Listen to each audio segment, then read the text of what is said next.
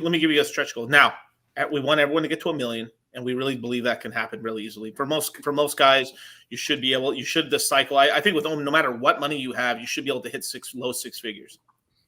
That's being reasonable.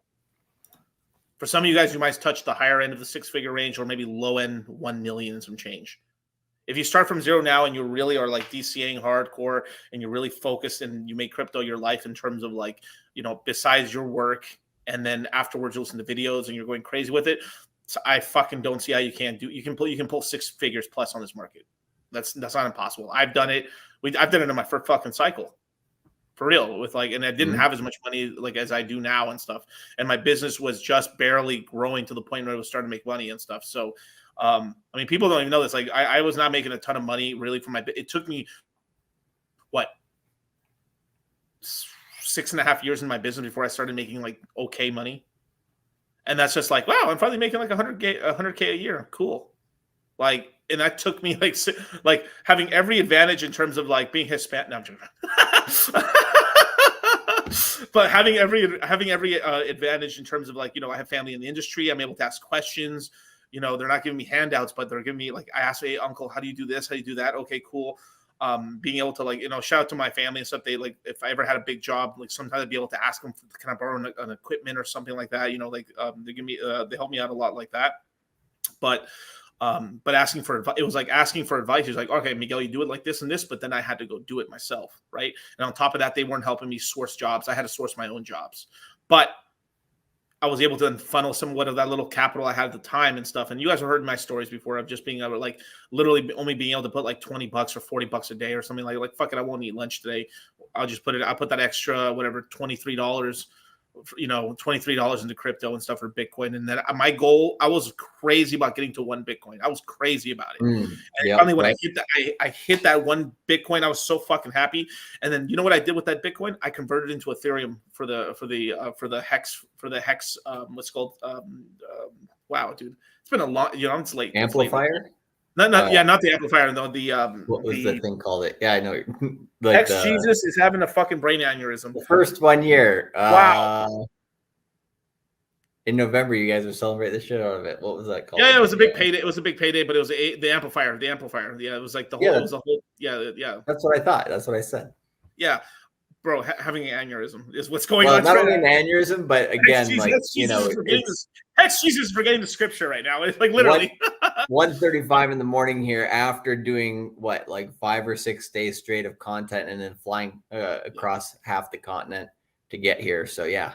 If I remember correctly, I think I converted that 1 Bitcoin for over it should have, I think if I was remembering, it may have been over 100 Ethereum at the time. It was actually a pretty decent rate because remember Ethereum bottomed out way later after Bitcoin did. So once I had the Bitcoin and stuff like that, I was able to convert that into quite a decent stack of Ethereum, and I used that Ethereum stack and let me tell you this, that was probably one of the best. Like, I struggled so fucking hard for that first Bitcoin. Like, I mean, struggle. Shout out to Cash App, but struggled for real. Shout out to Cash App and Coinbase, but I struggled so hard for that first Bitcoin and stuff. And then once I had that capital, because that's your capital to put in to risk some of that into other projects and stuff.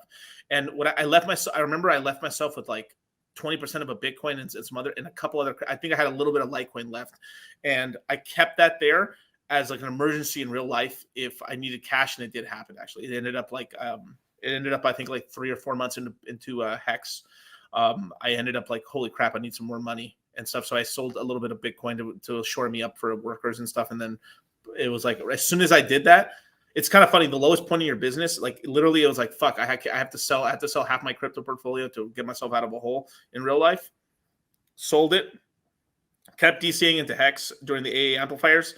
And then from there, business took off like crazy. Like literally, I remember it was like, it went bananas. Like I went from like, I was probably like barely scraping together maybe 60,000 a year, and the business went to like 120.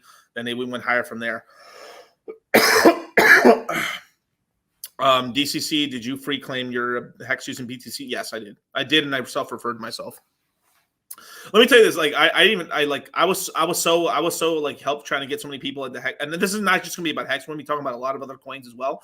But like I was so into like helping people that I didn't even get I only referred myself, and then on top of that, I made sure to help people refer themselves.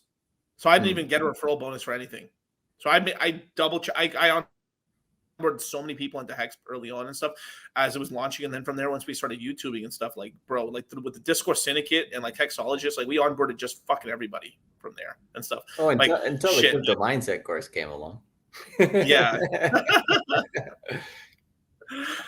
Because like on aggregate, we've probably introduced, like we probably can put anybody in the Hex community on a run for their money for how many people we've introduced to Hex over the last few years on aggregate. Yeah, it's insane. We're the biggest. We really are like the biggest onboarders into Hex. I mean that, and just let me tell you this. Before I even started Crypto Mindset, I was already one of the biggest recruiters. I mean, not recruiters, but you were on that Mount Rushmore of the the Hexicans. Right. It was me, Hexologist, Crypto Coffee, and RG3. Boom.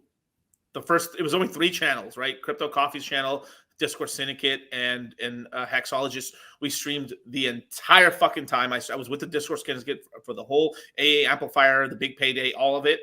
And then from there, we went our separate ways and stuff, and I started YouTubing on my own channel, right? And we onboarded everybody.